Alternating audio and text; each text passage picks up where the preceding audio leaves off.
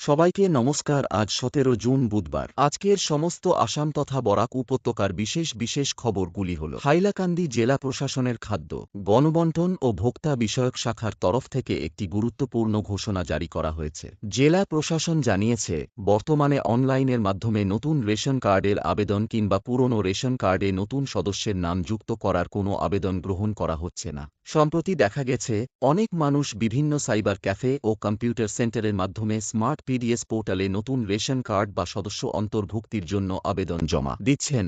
এই বিষয়টি নিয়ে প্রশাসন স্পষ্ট জানিয়েছে যে, সরকারের পক্ষ থেকে আনুষ্ঠানিক নির্দেশ বা বিজ্ঞপ্তি প্রকাশ না হওয়া পর্যন্ত এই ধরনের কোনো অনলাইন আবেদন বৈধ হিসেবে গণ্য হবে না। প্রশাসনের বক্তব্য অনুযায়ী, রেশন কার্ড সংক্রান্ত আবেদন শুধুমাত্র সরকার নির্ধারিত সময়, নিয়ম এবং নির্দিষ্ট পদ্ধতির মাধ্যমেই গ্রহণ করা হবে। তাই হাইলাকান্দি জেলার সকল নাগরিকের কাছে অনুরোধ করা হচ্ছে, কোনো সাইবার ক্যাফে বা অন্য কোনো মাধ্যমে নতুন রেশন কার্ড অথবা নতুন সদস্য অন্তর্ভুক্তির আবেদন করার আগে সরকারি নির্দেশনার জন্য অপেক্ষা করুন। অন্যথায় নিয়ম বহির্ভূতভাবে জমা দেওয়া আবেদনগুলো বিবেচনার জন্য গ্রহণ করা হবে না। এই গুরুত্বপূর্ণ তথ্যটি আপনার পরিবার ও পরিচিতদের সঙ্গে শেয়ার করুন, যাতে কেউ ভুল তথ্যের ভিত্তিতে সময় ও অর্থ অপচয় না করেন। পরবর্তী খবরটি হল গ্রামের সাধারণ মানুষের জন্য গুরুত্বপূর্ণ বার্তা দিলেন বিধায়ক মিলন দাস।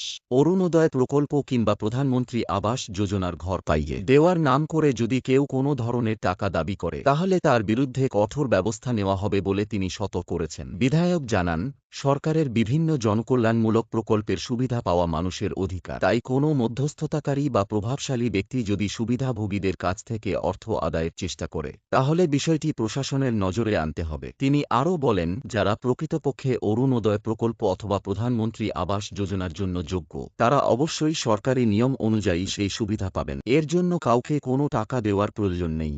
এদিন জেলা পরিষদের সদস্যদের উদ্দেশ্যেও তিনি স্পষ্ট বার্তা দেন যে, প্রকল্পের সুবিধা দেওয়ার ক্ষেত্রে স্বচ্ছতা বজায় রাখতে হবে এবং সাধারণ মানুষের সঙ্গে কোনো ধরনের আর্থিক লেনদেনের অভিযোগ পাওয়া গেলে আইনগত ব্যবস্থা নেওয়া হবে। সাধারণ মানুষকে সচেতন থাকার আহ্বান জানিয়ে বিধায়ক বলেন, সরকারি প্রকল্পের সুবিধা পাওয়ার জন্য কেউ টাকা চাইলে সঙ্গে সঙ্গে প্রশাসন বা সংশ্লিষ্ট কর্তৃপক্ষকে জানাতে হবে। এই ছিল আজকের গুরুত্বপূর্ণ সংবাদ। চ্যানেলটা সাবস্ক্রাইব করে পাশের বেল আইকনটি বাজিয়ে রাখবেন। ভিডিওটা লাইক করে পরিচিতদের কাছে শেয়ার করে দিবেন। ধন্যবাদ।